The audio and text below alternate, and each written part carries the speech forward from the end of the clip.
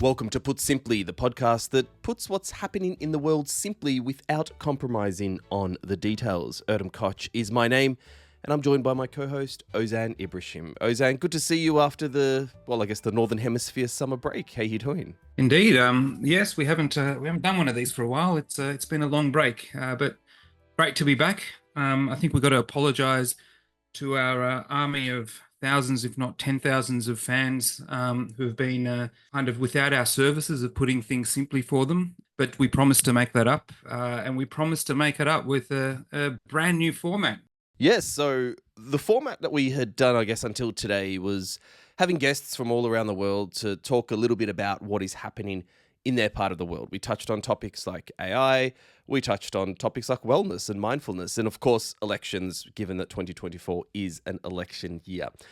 Those will continue, but on a more sort of weekly and more regular basis, we want to dissect the news a little bit more and a little bit more conversation around what's happening. And Ozan, it's not going to be just our Australian accents on air. It's one of the feedbacks that we've received that apparently we're too Australian. So given our extreme accents, we've added someone who has a more moderate accent, and that's Rodney McCune, who joins us. And we know who Rodney because he's spoken twice on this podcast, I believe. One on some of the issues facing both Northern Ireland and the Republic of Ireland, and more recently on the UK election. But Rodney, I'll let you introduce yourself. Welcome to Put Simply, my friend. Thanks, guys. It's good to be involved again, and I'm not sure that I've ever had the description of having a moderate accent, so I appreciate that as well. I take that as a wonderful, glowing compliment.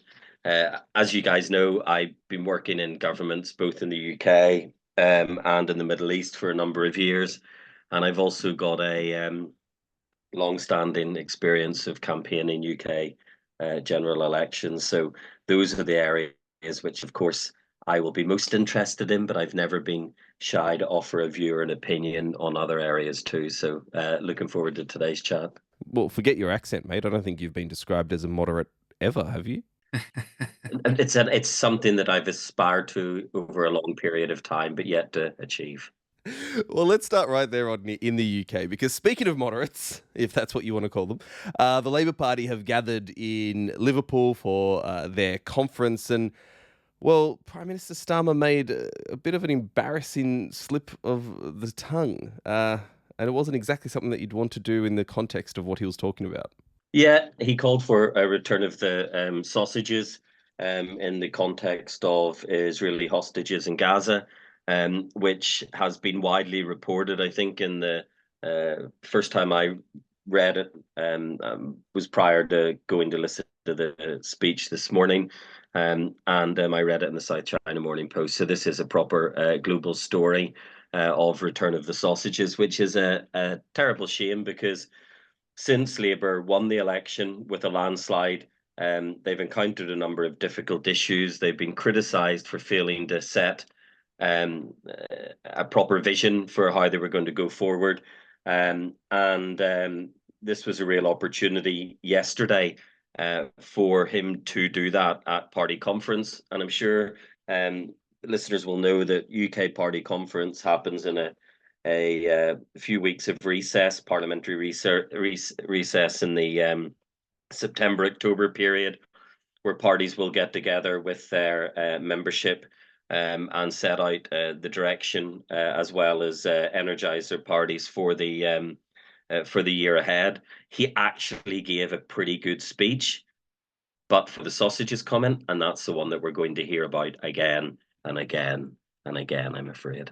It was kind of mixed between applause in that moment. Like, he could have actually got away with it, but I don't know, man. It's one of those things that, politicians are human, and, we understand slip of the tongues happen all the time, but it's just one of those things that you don't want to get wrong. Like, of all words in the world and the sensitivities around what's happening, it wasn't a good look for someone who should have really been, to your point, energizing and whatnot. But Ozan, you said that you got to about 5 minutes of the speech before you died from boredom. Yeah, I think I had a stroke from boredom was my precise comments. Look, I think it was a boring speech. He's in a very difficult position because he's come in and, like many other kind of incumbents after being out of government for a very long time. You've come in on the promises of fixing things up, but he hasn't really done a very good job of actually setting the narrative on what it is that he's trying to fix up, and then outlining what his solutions are. You've got to give the guy a break. I think his it's only been 3-4 months. He's been hit with race riots and all sorts of difficulties with somewhat trivial kind of scandals around perks and what have you, and the pay grade of his chief of staff, etc. These at I think normal times would be trivial, but obviously the conservative press is going pretty hard against him, and they're trying to really rattle his kind of first 6 months, or I suppose first year in power, and unfortunately he's not off to a good start. And I've got to say though, I mean, I don't know how much this sausages comment is going to get traction. We've just come off the back of the most powerful man in the world pausing for 5 minutes during debates, not realizing what he's saying, killing off Medicare when he's trying to save it. Like, I think people's tolerance on this stuff are probably a bit high. Starmer's probably a good 30 years younger than, or 20 odd years younger than Biden, I would think. But I think he's really got, besides that, he's got a lot of work to do to kind of define what it is that he's trying to do, what the problem that he's trying to solve is, and how he's going to solve it. I mean, to me, it comes down to that. There's no narrative. They're really struggling with the narrative. What is with the Western world and struggling with narratives? I mean, it becomes such a common theme of elections, and we look to leaders for leadership and policy and strategy, and it just doesn't seem to be happening all that much. I mean, it's the same in the US, which we're going to get to a little bit later. It's the same in Australia. Similar conversations in Canada. So much of the Western world this is the exact conversation. You could just replicate the conversation we're having now and just insert the other names from the other countries. And it seems to be this ongoing, conversation about a lack of narrative, a lack of clear sort of policies to take the country forward. And, well, let's face it, every poll around the world, people say the country is going in the wrong direction. So there's something that needs to be done. But what did you like about the speech generally, Rodney? Because you said it was a good one. Yeah, look, I think he set out clarity on, as he called it, his missions around safer streets, which is good because it's an area that Conservatives would have historically been perceived as stronger on in terms of policing, higher growth. So again, playing into the economy, but also on clean energy. And he made an announcement that Great Britain Energy, GB Energy, the new national energy company, would be based in Aberdeen. So again, there was a nod to Scotland and the regions, and of course healthier societies, which is for many countries in the West the long-term solution to pressures on public health services. And then around creating opportunities. So he had 5 themes.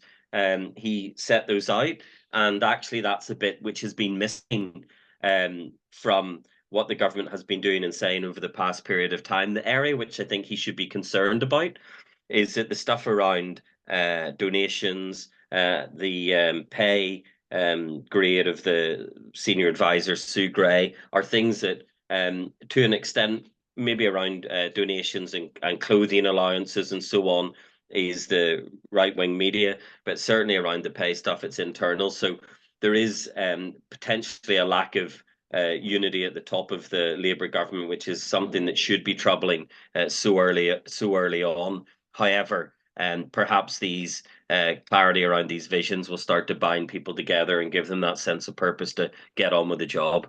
Do you think Rodney he's actually fit into the role? Because I've got to say, like when he first came out, did the King's speech, he kind of looked prime ministerial, if you ask me. But I don't know. He seems uneasy about fitting into that role. Maybe I'm reading too much into it, and I have been a big fan of him, and I think he ran a good campaign, etc. But yeah, I think there's just something there that I can't kind of put my finger on. But he's just not looking very relaxed in the job. So he's not exciting. He doesn't have a warmth and charisma. His voice is what it is. but it's not one of those voices which grabs your attention. He is a prosecutor, and a little bit like Kamala Harris. They're there because they're more competent than the alternative. They're more likely to be technocratic, and there's a level of competence, but there's also a level of boredom that sometimes comes across with how he presents himself and how he speaks. And you said yourself that you switched off after a few minutes. I mean, part of me had hoped that the sausages comment would have been one of those court games that certainly when I was a trial lawyer, we did play from time to time, either with the jailers or with other lawyers, where you had to fit a word into your closing speech to the jury. I should say I never played it because that might be, but I'm aware that others did. But it was never a game for the prosecutors. And it would have been, to fit in some obscure word and so on. And perhaps I'd hoped in some small way that someone had bet him a new shirt that, given the clothing scandal, that he would try to fit sausages into his speech, but he couldn't have chosen a worse point to have that error, which he, of course, quickly corrected, and again, in a way, highlighted it. Yeah, exactly. I mean, it's just terribly unfortunate. People do make mistakes. We've all trained people on giving speeches and public speaking. I do wonder whether, and certainly I've seen this before, when it comes to the area where people are most concerned or there's a sensitivity, that they're more likely to make a mistake. And, what's happening in the Middle East is a pressure point for the Labour Party and internal within the Labour Party. And I wonder whether that added anxiety potentially on getting those lines right in a way led to the mistake. Well, I was drinking every time I heard the word sausage, so that's the little game we were playing. I was pretty sober by the end of it. Anyway, I think this goes back to what type of society we've become. Like, everyone has 5 minutes to everything is now an elevator pitch. It's kind of, you look at Thatcher, for example, and Rodney, you'd know this better than me, but she really struggled in her first year. She was also, I think, from my recollections, trying to bring about some seriously bold reforms, quite unpopular reforms in certain segments of the community, etc. But I don't think she had this much pressure on her because things were almost much more going slower. In terms of we were not basically bombarded with social media, the 24-hour media cycle, etc. Now everyone wants everything done perfectly today. And this is, I think, coming back to what you were saying, Erdem, that most leaders are struggling with this because politics is not geared. Politics is not made to be able to get big things done. If you want to get attention in this world, you've got to run around like Marjorie Taylor Greene or others and talking about eating pets, etc. This is what gets attention, not bold reforms that are going to make serious impact and benefit, seriously benefit people's lives. This stuff is boring. So yeah, and it takes time. It takes effort. So I think this is why a lot of the fact that leaders are not, able to put their narrative forward. I don't believe for a second that the people that we're talking about haven't spent hours and hours working on their narrative and figuring it out. I just don't think the media climate lends itself to be able to communicate a serious narrative very easily, and that's a big problem in our political discourse. Yeah, I don't think people want seriousness, to be honest. Like, from a sort of social media perspective, I think people want inspiration, right? They want their leaders to come out and speak in a way. Like, if you think back to Obama, right, and when Obama sort of accepted the presidential nomination, and then had those sort of 2 or 3 really key speeches, including on election night. That's the sort of rhetoric that people want, and you're sort of seeing in the US now the Harris camp trying to replicate some of that. But I mean, that's not cutting through, because I think of the way the difference in how Kamala Harris communicates versus how Barack Obama communicates is extraordinary. That difference there. And to Rodney's point, Starmer doesn't have a very good voice, a very inspiring voice, and I think that is the issue, which then is misconstrued as there's a lack of narrative, or it's misconstrued as this guy doesn't really know what he's talking about, which I think nothing could be further from the truth, right? And that is why I think, not necessarily in this election campaign, but the previous election, or rather the one before that, 2016, the Make America Great Again slogan actually worked so well for Donald Trump because it was simple, it was clear, it wasn't exactly, well, make America great again. Okay, from what we didn't know, but Obama was no different in 26. I mean, in 2008. Sorry, he campaigned on hope, like he campaigned on change, and sure there were policies, but no one would tell you what his policies were. The average voter, they would just go, "Well, he's different, and we'll have our first black president," and et cetera, et cetera. And that, for example, in the US, is not cutting through with Kamala Harris either, and I think as a result, she's probably not where she should have been in the polls by now against Donald Trump. So I Well, I think mean, there's obviously a challenge around being female in what is a society that looks to the, as they call it, commander in chief, not the prime minister, not the head of state, but the commander in chief as a very much a male role. So she's always going to have some level of disadvantage because of the society that America is, and it's not unique in that. But I think she has a much more difficult task simply by being female, because there is this underlying prejudice. also, she's up against somebody who really knows how to navigate and play in the whole new media kind of environment that we've got.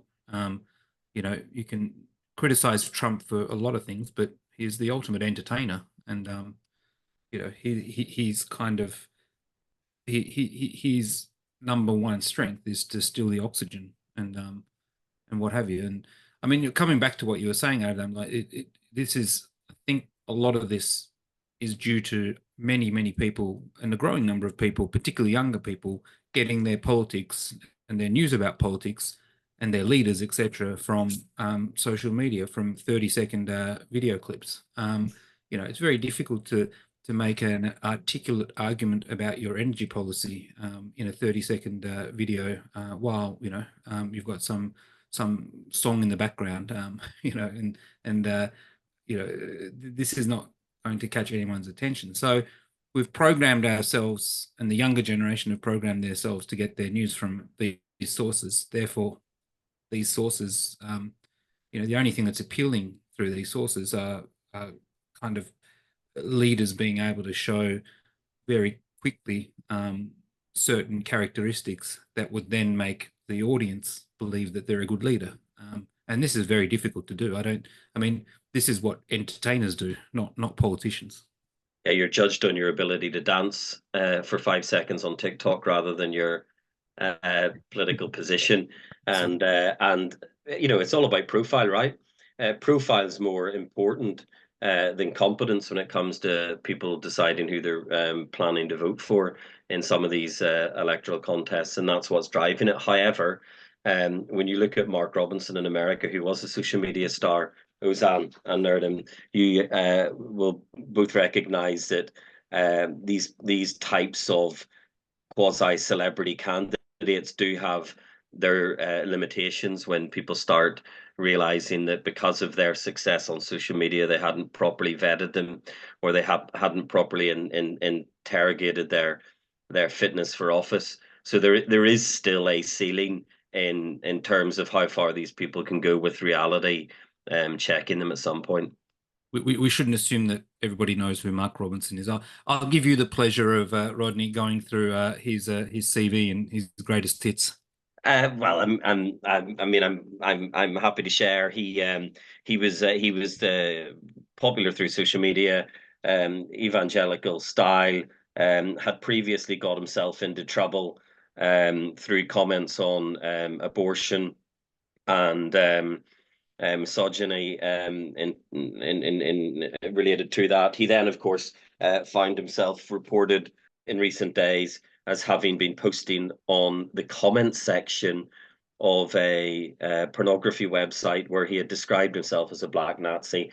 He had espoused some merits of slavery. I think he is said to have gone so far as to think if slavery were reintroduced, he'd probably have a few himself. And he also said he would have preferred Hitler to Obama, which again was quite a phenomenal statement. he was handpicked and endorsed by Trump. Trump hasn't withdrawn his endorsement of him. He's had his campaign team en masse desert him and resign. He's now replaced those people in terms of his headcount with a team of lawyers, clearly to try and negotiate himself out of the difficulties he's in, probably to get to the point where at least it can't be proven, although we can't properly say that it wasn't him. And JD Vance has summed it up by saying, "Well, I don't. I'm not saying I don't believe him, but I'm not saying I do either." In respect of his denials, Trump was in North Carolina yesterday, and he didn't have him anywhere near him, although he hasn't withdrawn his endorsement. But the Republican Party in North Carolina has lined up with some enthusiasm to denounce him as a candidate. So the longer Trump, in my view, holds on to him, the more potential damage it'll do. He does not need to be associated with this guy in the coming weeks. I think there was a piece in the Guardian today in relation to it, and Mark Robinson had described himself as a perv. I think he had said that he had had some voyeuristic tendencies as well, and I think the Guardian, this is UK Guardian, the line was something like sex offender defends perv or refuses to withdraw endorsement for perv. I mean, that is not what either Trump or indeed Mark Robinson need in North Carolina, which is an important state, although Trump's up at the minute. Well, particularly when Trump is, labeled him as Martin Luther King on steroids. I mean, more like Martin Luther King on Viagra. Reading some of his comments, Ozan. Anyway, so let's get on to US politics. Well, and looking at those swing states that you mentioned there, Rodney, North Carolina is obviously one of them. Some of the other key ones, obviously Pennsylvania, Georgia, Wisconsin, Michigan. There is no state in the polls where any candidate is up by more than 2 points, which is basically then means that if those swing states are sort of locked at the moment in a bit of a deadlocked from a polling perspective, we just don't know where the election could go, and it could literally go either way very, very quickly. But Ozan, what do you think of Harris's performance in those states particularly, as well as overall, and can she turn things around to her advantage between now and polling day? Well, I think none of us thought that Harris would pull it off like she has over the last 2 months. When there was discussion post the debate about replacing Biden, there were many people talking about how Harris is so unpopular, even more unpopular than Biden, etc. She has done a phenomenal job turning that around, and she's taken this race from an almost certain loss to now she's really in the race with a very, very decent chance. So I think if you look at the polls, I think the polls are a little bit all over the place. The New York kind of Siena poll, which is considered as quite a credible poll, has the race tied as of 2-3 days ago at the national level. But then obviously they look at, the national polls don't mean a great deal because at the end of the day, it comes down, as you mentioned, to 6-7 battleground states where the candidates need to win those to ensure that they can get enough electoral college votes.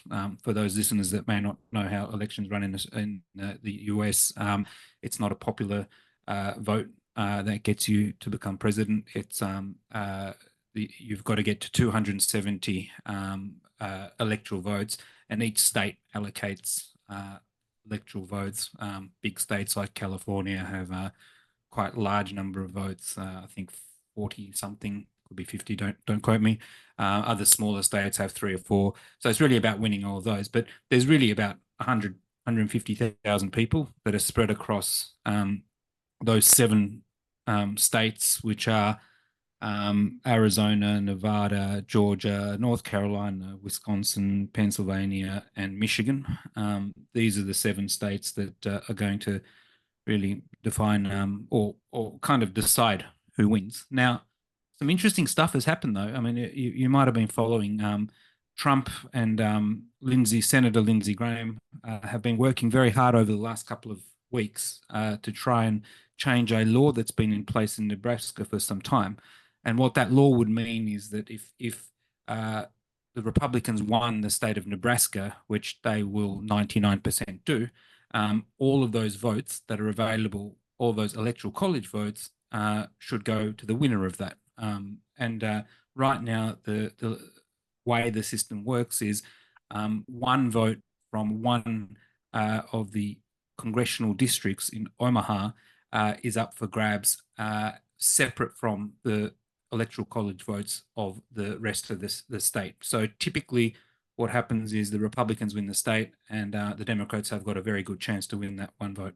Now, why is one vote important? You kind of have to look at how close this election race is, but it's important because if Harris wins Pennsylvania, Wisconsin, and Michigan, three states where she has a pretty reasonable chance of winning, then that one vote gets her to 270. Without that one vote in Nebraska, and if Trump and his Republican allies were able to, 50 days out of the election, were able to rig that whole system and make it so that whoever wins the states gets all those votes, then she could only get to 269. Now, apparently, one of the state senators in Nebraska, who's based in Omaha, is holding out, and it doesn't look like they'll get that change. But just to give you context, like this is how tight it is. They're talking about one electoral vote out of 538, so 39. So,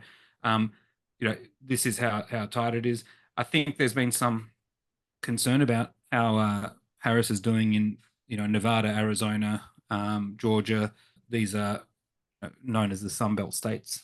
I think, one of the polls had Trump actually up from the New York Siena poll, up 5 points.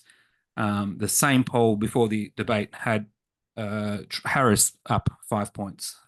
So that was 2 weeks ago. And then in between, we've had debates and people eating pets, etc. So the polls are a little bit all over the place. If you look at the average polls, she's up about 2.3%, I think it is, in the Real Clear Politics averages.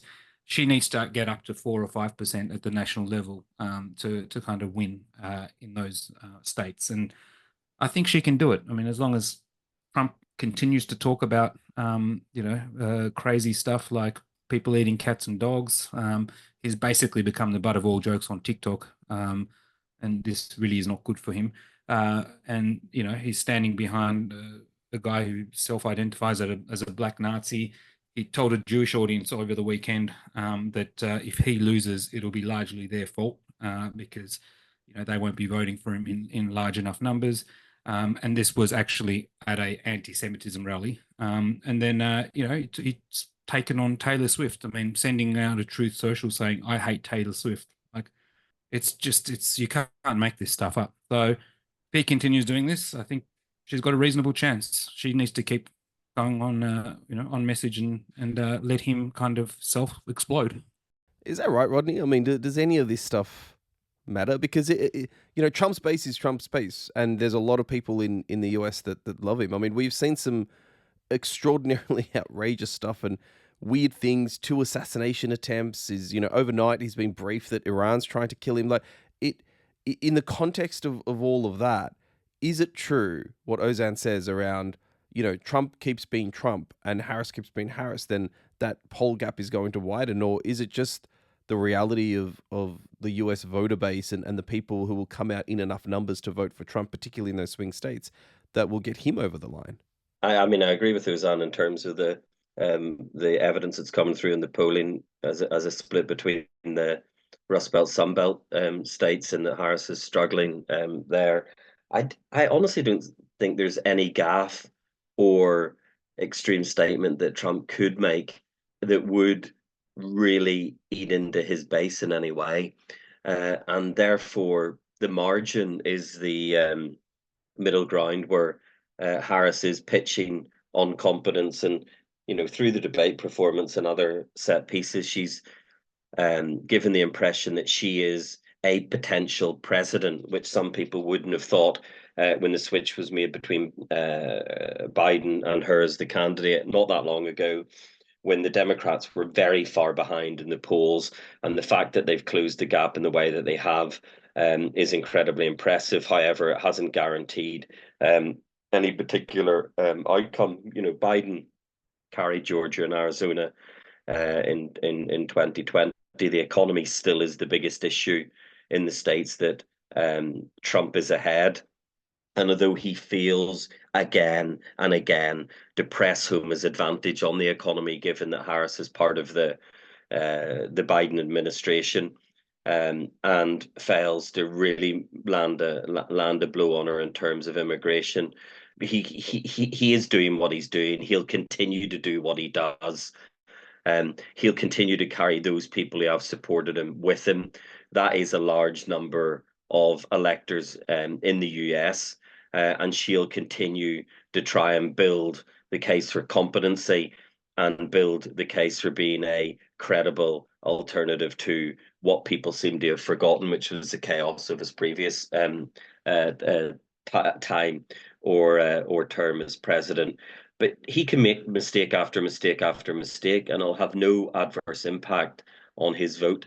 She only has to make one mistake, one big mistake, or a gaffe, and it'll hand the election to Trump.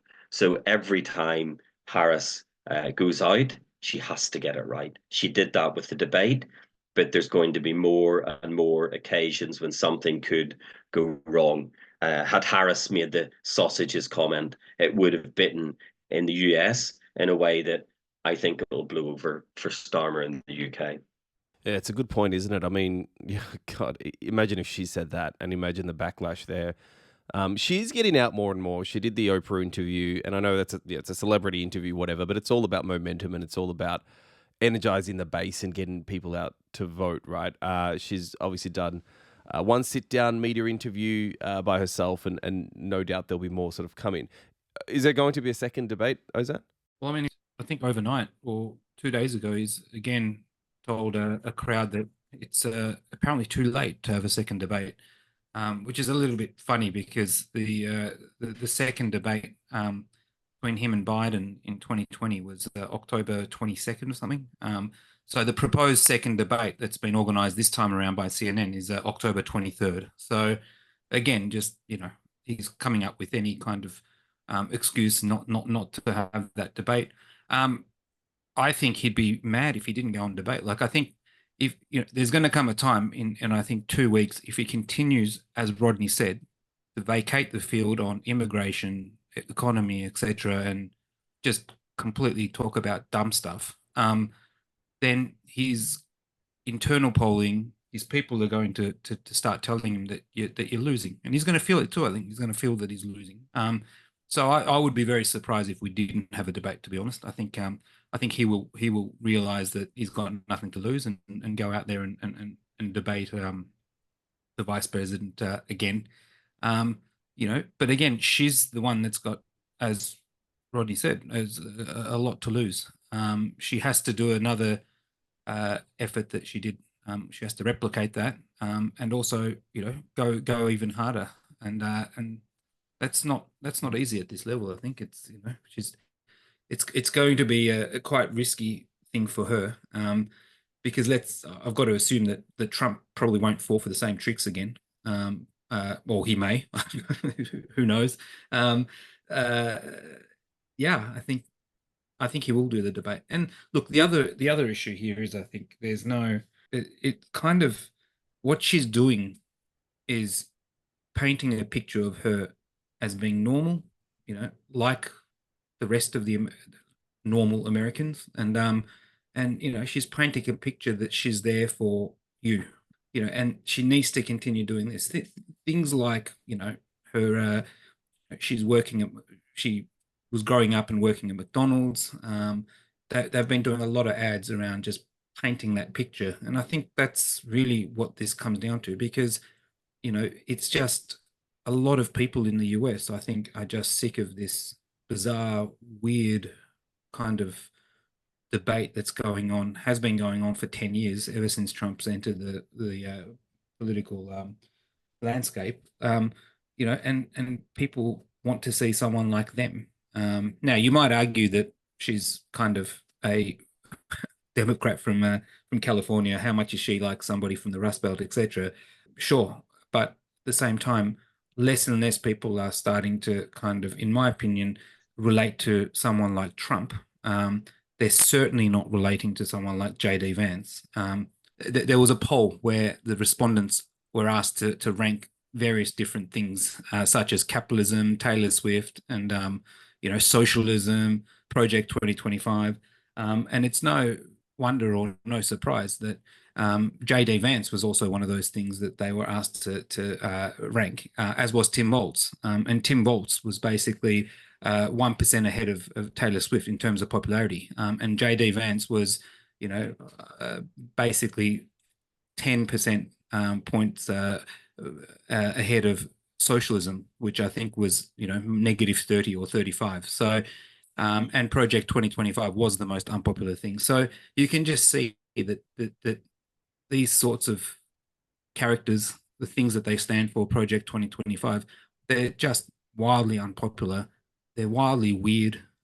People just can't relate to them. So she has to do that. She has to make sure that people are relating to her. And I think she's doing a reasonable job. She's got a long way to go, but she needs to continue doing that. So I don't think there will be a second debate. When Trump said one and done, he meant it. Whether that truly reflected the debate is something else. And it was classic Trump to hear him come out and say it was unfair, but I also won anyway. They were awful to me, but I won. It's only boxers who lose who ask for a rematch. And actually, that seems to be quite a smart way of presenting it to his audience. And there has been some polling of them who suggested that his own supporters don't think he did as bad as what the broader audience have done. I also see that Project 2025 maybe isn't resonating with the public in the same way as a thing, but maybe elements of it are a much better way to get that out there, because it hasn't been used in the same way as, something like 2 months ago, funding in Ukraine and so on was a much heavier political story between Trump and then Biden than it is today. And people are more interested in pets in Springfield and so on. But I did read something, I think yesterday, about the head of the Heritage Foundation, author of 2025 Project 2025, Kevin Roberts, who some of his friends has disclosed killed a neighbor's pet dog with a shovel. So perhaps in the theme of pets and dogs being pets, dogs, cats, geese being more topical on the US election debate, we'll hear more about Project 2025 off the back of that in the coming days. But quite crazy. Honestly, things just keep getting weirder and weirder. I don't I don't understand how we land in these positions. Speaking of weird, the Trump campaign also did a huge mistake in its marketing material, where it sort of put up a picture of arguing that people should come out and vote for Georgia, and it had a photo of Georgia in the background on this particular marketing sort of social digital campaign. It was a photo of Georgia, but not the state Georgia, the country of Georgia. And it was beautiful, but I think anyone looking at it would know that it's not the US state of Georgia. It's extraordinary that these mistakes happen, and it's hilarious of how quickly these things spread, to our earlier discussion around social media. And to your point, Rodney, I think if Harris comes out and makes that mistake, or the Harris camp makes that mistake, it resonates much more than what if Trump does, or the people around him do. Speaking of the issues that sort of really is resonating, obviously the economy is one of the big ones, and also one of the harder ones in terms of a sell. Trump's going out saying this was the inflation rate when I was president. This was sort of, the cost of your groceries and petrol and mortgage. And then this is what's happened under Biden and Harris, and that will continue if you don't vote for me. But the economy is a topic everywhere. And particularly something that caught your interest this week, Ozan, was what's happening in China. Talk us through that. Well, yeah, it was yesterday the Chinese government announced a massive stimulus package. As listeners would probably know, China's had some serious headwinds. It's been facing headwinds when it comes to kind of deflationary pressures. Its level of youth unemployment has been very high, and also massive debt crisis when it comes to the property sector. So basically, they've come out, a week after the Fed Reserve reduced interest rates, and they've just pumped, almost $140 billion of liquidity into the financial market. Now, to put that simply, effectively what it means is they're stimulating the amount of money in the economy, which they would hope that would then allow commercial banks to give out mortgages at a lower interest rates. A lower interest rate, benefiting hundreds of millions of people, I would assume. And they've taken a number of other more kind of technical initiatives to, things like swap programs, where a whole bunch of firms can get money or liquidity from the central bank. Again, these are all aimed at trying to revitalize what is a very much an ailing economy. So, of course, these are short-term, and I won't say band-aid solutions, but these are very much short-term solutions to kickstart the economy. And I think many people will be looking at what they'll be doing in the longer term to bring about some structural change and some of those much-needed structural reforms to the economy of the world's second largest economy. But it's good news. I think it's going to do great things for, particularly where we're based in Asia Pacific, for confidence. For the last 2 or 3 years, certainly many people had wanted China to rebound from the pandemic. That never eventuated, and you can really feel it when in Asia that China's holding back, investments significantly down. So hopefully this gives more confidence to investors, consumers, and others. And it starts with having some positive impact in the Asia Pacific region. Is there anything bad about this, Rodney, or is it all good news for the region and beyond? I mean, it's interesting, and it's the largest stimulus package that China has introduced since the early days of the pandemic. So this is significant. I think what I'm going to be looking to over the next period of time is where it bites in terms of China's ability to continue to use its economic power for foreign policy, both in the region and more, into Central Asia and so on, Belt and Road, and other initiatives that China has been pursuing over a significant period of time, as well as in the global South. So, how much positive impact is going to come from this significant step, and is it going to allow China to continue to pursue those external policy initiatives that they've been working on over the recent years, or is it going to bite in that, and they're going to have to pare some of that back in some way because of financial constraints? I don't know the answer to that yet. It's very early on, but the fact that they've tried to, or they've had to introduce such a significant stimulus package is big news. And I think it's big news also from a political point of view, in that a lot of the economic woes, I think, are putting political pressure on the Chinese government, and some of those things that we're all kind of concerned about around the South China Sea, the US-China relations, etc. These, of course, are very much influenced by some of those domestic economic concerns, domestic economic problems as well. So I think it's a step in the right direction. Hopefully, let's be frank. I mean, a strong Chinese economy is good for everybody. That, I think, there's no doubt about that. And if they can take the first step to strengthen their economy and dealing with some of those problems, I think this is good news. Well, I think we've come full circle from sausages to stimuli. So, gents, thanks so much for your time this week on Put Simply. See you next. Thank you. Thanks, guys. And that's been this week's episode of Put Simply. Be sure to follow us on LinkedIn at Oroku Group to stay up to date with all the latest episodes and news. Feel free to leave a comment and suggestions on what you'd like to see featured on the podcast as well. Until next time, I'm Erdem Koch. And I'm Ozan Ibrisim. Thanks for listening.